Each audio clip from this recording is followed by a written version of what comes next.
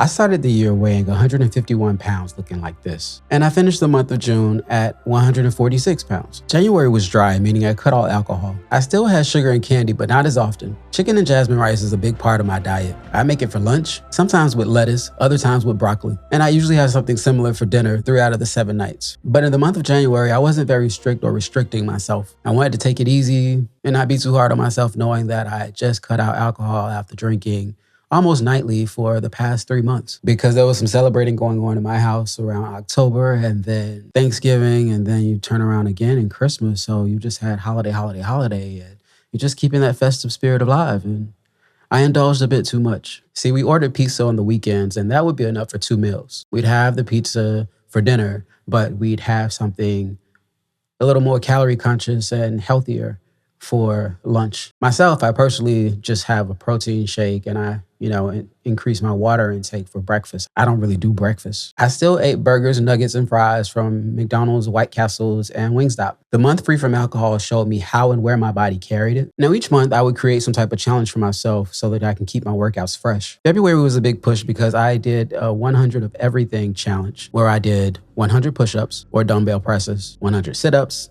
squats with or without a barbell, tricep dips, or overhead press. Just a lot of variations of working every muscle. March and April happened so long ago, that's pretty much a blur to me at this point. With the exception, I do remember that I cut back sugar. I allowed myself to have alcohol on the weekends, and I practiced moderation. No more of that buying the 1.75. That's a great value, but terrible for just having it in the house and having it around. Something smaller, just enough for 2 people to have a couple of drinks over those 2 days. Nothing more. So that way you don't have the temptation there, and that's what I found worked for me. I cooked more of my meals, and I started making meals when I was hungry instead of just snacking like I did before. Now, towards the end of April, I had a bad week. I ordered just about every meal that I had, which made me go into beast mode for May. I knew that I wanted to start running again in June. So my challenge for the month of May was 100 different leg exercises.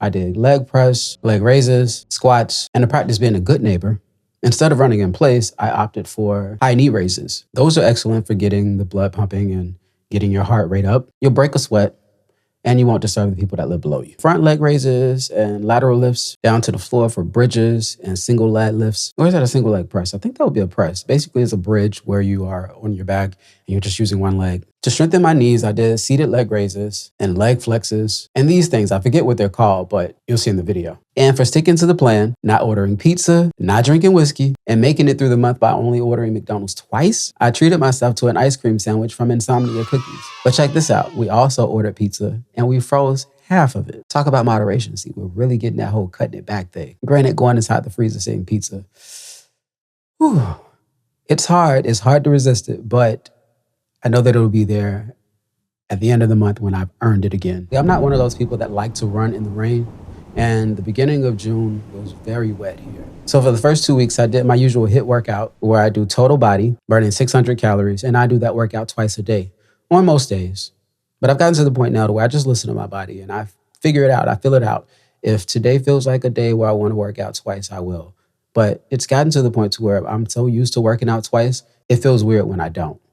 But if I'm tired, if I find myself needing that extra rest, I'll take the day off. Or if I just feel like watching TV or some random doom scrolling on Reddit, I'll allow myself to do that. Ultimately, what I'm saying is that I allow myself the downtime. But the downtime didn't start overnight, just like the weight didn't get on me overnight. So I really had to put in the time, put in the effort to do it. And now that I've gotten used to doing it, and I know how far to go to not let myself fall off. And if I don't want to do a second workout for 2 nights in a row, that's fine. But again, usually when I say I'm not going to do one, I still get all antsy and I'm like, I just got to do something. Let me just go and lift. The big improvement I made when I started back running in June was getting in bed earlier. It feels great waking up to go to the bathroom at midnight instead of 3 a.m. because now I know I can go back to sleep and I'm not stressing like, oh, I got to be up in 2 hours. And then getting more rest, I feel more accomplished and more rested, But I feel more accomplished by the time I finish my run before most people have started their workday. I'm committed to doing 15 to 20 miles a week. And I think I want to go to my first Comic-Con, so I'd like to order a customized, or not even customized, but just a high quality A-Train costume so that I can fill it out and look nice in it. I mean, and I want to look the best that I can for the part. I'm already starting to see my abs come in and the fat around that section is really melting, and I'm excited. Running feels so much easier for longer distance this year than it did in the past. My knees, they don't hurt. I used to think the reason that my knees were hurting was because of an old track injury, but losing the weight has shown me that it was just that excess weight that was making running difficult and unenjoyable. And granted, I still don't like running because running to me just feels like I'm just running just to be running, but it's a great way to burn calories. It's quick. It allows you to flush out your thoughts, your ideas, and you get outside. You get to get some fresh air, you get some nature. During the month of June, I drank a few times during the week, and I'm not saying that I'm not going to cut back. But honestly, having stressful neighbors doesn't make it any easier. And add to that, being able to run and to still see progress in your goals, it's like, is it that bad? Now I'm playing with you. I don't really, I really want to be at a other side of this.